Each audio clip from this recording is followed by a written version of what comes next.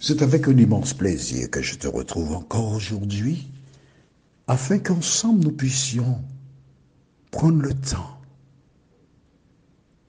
pour analyser et comprendre ce que vivent toutes celles et ceux qui sont aimés par l'Éternel des armées. Mais oui, c'est ce que nous voyons. Juste avant de voir ce thème, mon fils, prions. Notre Seigneur et notre Dieu, nous revenons vers toi en cet instant, afin de découvrir la parole, afin de laisser le Saint-Esprit nous conduire dans de verts pâturages, de telle sorte que nous soyons en mesure de bien comprendre ce qui se passe dans notre monde actuel. Saint-Esprit, merci de nous conduire dans toute la vérité. Merci de nous éclairer. Merci de nous vivifier. Nous t'avons prié au nom de Jésus pour ta gloire éternelle. Amen. Depuis quelque temps, nous voyons comment cet homme, David, qui a été appelé par Dieu, a été martyrisé. À plusieurs reprises, il avait l'occasion déjà de tuer Saül, il ne l'a pas fait. Pourquoi? Parce qu'il avait la crainte de loin et l'apostrophe orientée de l'Éternel. Et toi et moi, nous sommes appelés à bien réfléchir et analyser notre comportement par rapport à celles et ceux qui sont autour de nous, qui nous font du tort. Et David est un exemple extraordinaire, car selon ce que j'ai découvert dans la Bible, c'est le seul qui a été l'objet de tant de persécutions et qui est resté fidèle, droit dans ses bottes par rapport à la parole de Dieu. Toi qui m'écoutes en ce jour, je t'invite à analyser et de demander à Dieu de t'aider d'avoir un comportement similaire. Aujourd'hui, nous lirons dans le livre de 1 Samuel, chapitre 26, à partir du verset 17.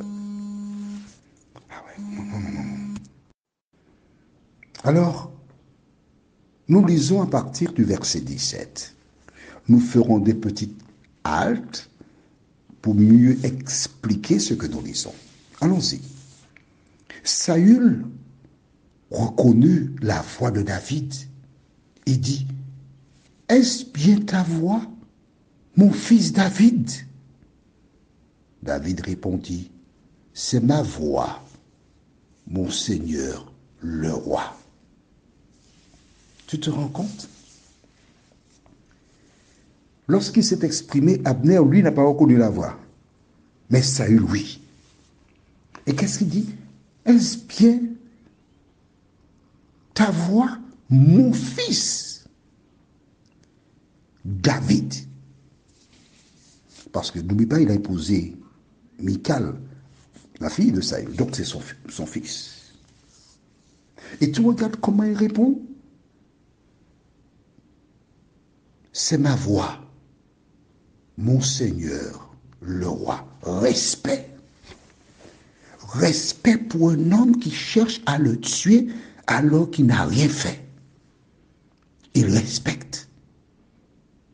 C'est ma voix, mon Seigneur, le roi. À travers cette réponse, je voudrais t'inviter à réfléchir sur comment t'adresses-tu à celles et ceux qui te font du tort. Est-ce que tu prends le temps pour leur dire avec respect: oui madame, oui monsieur? Est-ce que les yeux que tu portes vers ces personnes honorent l'Éternel? Ou bien est-ce que, aux Antilles, il y a une expression, on dit, quelqu'un regarde et brusquement, il détourne le regard de la personne, on appelle cela toiser. Est-ce que tu toises la personne? Est-ce que ton visage ressemble à celui de monstre prêt à manger, à dévorer, à foncer, à détruire, à faire du tort à la personne qui te fait du tort? Penses-tu que les souffrances que tu endures actuellement sont plus importantes que celles que David a eu à affronter. Pourtant, il appelle, oui, c'est ma voix, mon Seigneur, le roi. Passons au verset 18. Et il continua, pourquoi mon Seigneur poursuit-il son serviteur? Qu'ai-je donc fait et quel mal ai-je commis? Que mon Seigneur le roi daigne écouter maintenant les paroles de son serviteur. Si c'est le Seigneur qui t'a excité contre moi, qu'il soit apaisé par l'agréable odeur d'une offrande.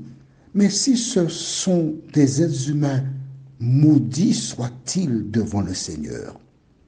Aujourd'hui, ils m'ont expulsé, dépossédé de l'héritage du Seigneur en disant « Va servir d'autres dieux ». On s'arrête ici. Va servir d'autres dieux. Pourquoi rester fidèle à l'Éternel? Pourquoi obéir à la parole de l'Éternel? Vois-tu, lorsque des personnes rencontrent des difficultés, ces personnes, parfois, certaines, tournent le dos à Dieu. Elles rendent Dieu responsable des épreuves. Mais note bien que lui, David, il ne sait pas. Car il indique à Saül. Je lis pour toi ce que nous venons de lire, une partie du verset 19. Je lis tout le 19. Que mon Seigneur le roi daigne écouter maintenant les paroles de son serviteur.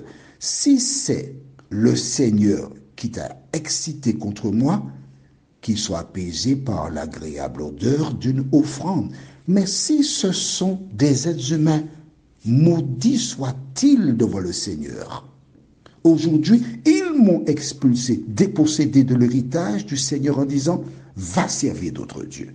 Mais ce que David ne sait pas, c'est que ce n'est pas le Seigneur, ce ne sont pas des gens, mais c'est le diable qui a utilisé Saül pour l'inciter à faire le mal. Mais oui, à 2 reprises, il avait l'occasion et plusieurs soldats l'ont invité à tuer Saül. C'est le diable qui voulait qu'il tue Saül. Mais il ne l'a pas fait. Lisons maintenant au verset 20 du même chapitre. Tu es là avec moi? Et maintenant, que mon sang ne soit pas répandu sur la terre, loin de la face du Seigneur. En effet, le roi d'Israël s'est mis en campagne pour chercher une simple puce, comme on chasse la perdrix dans les montagnes.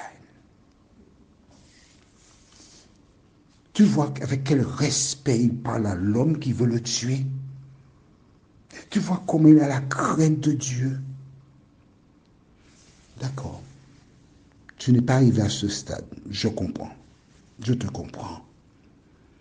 C'est pourquoi Dieu a permis que toi et moi, nous puissions prendre le temps pour étudier ces passages et compter sur le Saint-Esprit pour transformer nos cœurs. Prions. Notre Seigneur, notre Dieu, nous te bénissons, nous te louerons pour le bonheur de te connaître. Merci pour l'exemple que David nous a laissé. Et quand nous y pensons, nous voyons sans aucune difficulté qu'il avait un comportement semblable à celui de Jésus de Nazareth. Seigneur, aide-nous à agir en tout temps comme lui, comme Jésus. Aide-nous à être la lumière du monde, nous t'en prions. Au nom de Jésus et pour ta gloire éternelle. Amen.